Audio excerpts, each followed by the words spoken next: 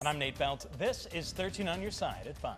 Yeah, Kirk, we want to show you here. We're on 60th Street in Allendale Township, and if we actually step over here, you can kind of see right here across the sidewalk, that dirt.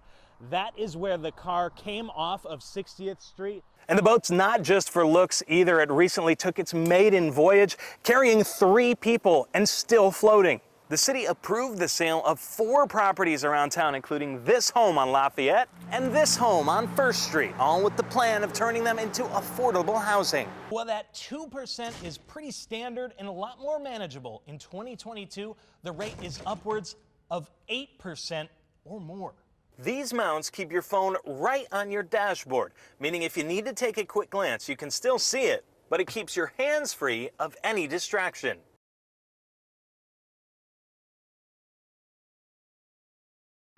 Yeah, Kirk, we want to show you here. We're on 60th Street in Allendale Township, and if we actually step over here, you can kind of see right here across the sidewalk, that dirt. That is where the car came off of 60th Street. It went over this berm, and actually up here, if you come down on the other side, you can see where it appears that the car must have gone airborne for a little bit because the tracks don't go all the way down the hill. So this car was clearly coming with some speed over this hill. It was just about halfway out into this lake when we got here earlier. Now, we did talk to a couple witnesses today, and what they tell us is if they weren't able to get out to this man, they don't know if he would have survived. I hope the car doesn't sink. I hope the 911. And I know the house owner is. The house owner is. Francis Dadson saw the whole thing. And all of a sudden, I see this truck just coming and just drive on straight to the lake.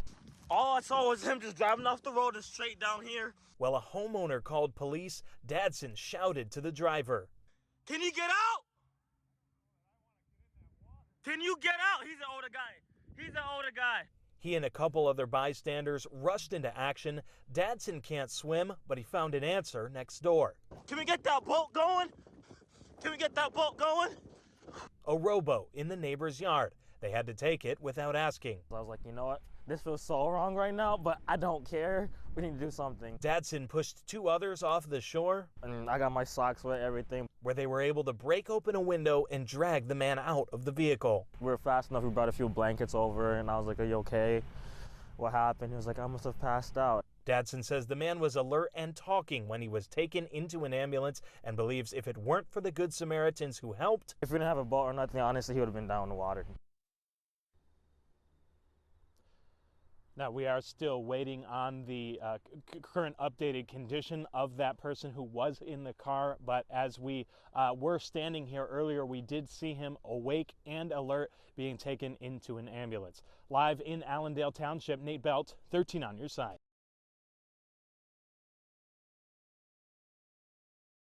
Officer Caitlin Bernardo is packing up her police cruiser for the day.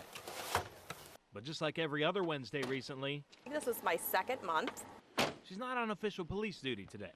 I've known of Meals on Wheels pretty much my whole life. Meals on Wheels delivers food to senior citizens who maybe can't get it for themselves. 6, 7. Bernardo looks at it as an extension of her own role in GRPD's Community Engagement Unit. And it just really brings me into people's lives where I can help them in a different way. Hi, Rosemary. And her recipients are grateful for more than just the meals. Well, it's nice to have somebody to talk to because, I only have my dog to talk to, and then she doesn't answer me back. I'm glad it was her. Me and her get along so good. Even if they were a little worried the first time an officer showed up at their door. What I do, I haven't been out of the house except to go to the hospital or the store. But it's as an officer that Bernardo is proud to make the deliveries. That's the main part of our job, right, is to talk to people, help people with problems. Solving problems and building relationships. Can I give you a Oh, God, yes. Get in here. One meal at a time. Love you, Larry. Thank you so much. You're welcome.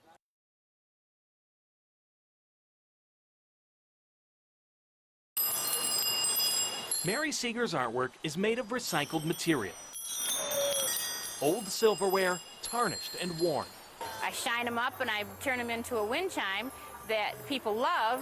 Sending a message that all things have a second purpose. And you have to find that in people and in life in general. 2 weeks after vandals damaged and stole parts of her artwork, that second purpose was found in an elementary school art class. Welcome to My Joyful Noise. That's the name of this piece. Art Prize allowed Mary to move out here to the Oasis where there is 24-hour security.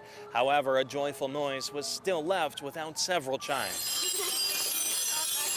Claire Morin showed her 6th graders at Flat River Academy our story about Mary. They gave a variety of different answers of like, that's horrible that somebody would go and ruin someone's artwork.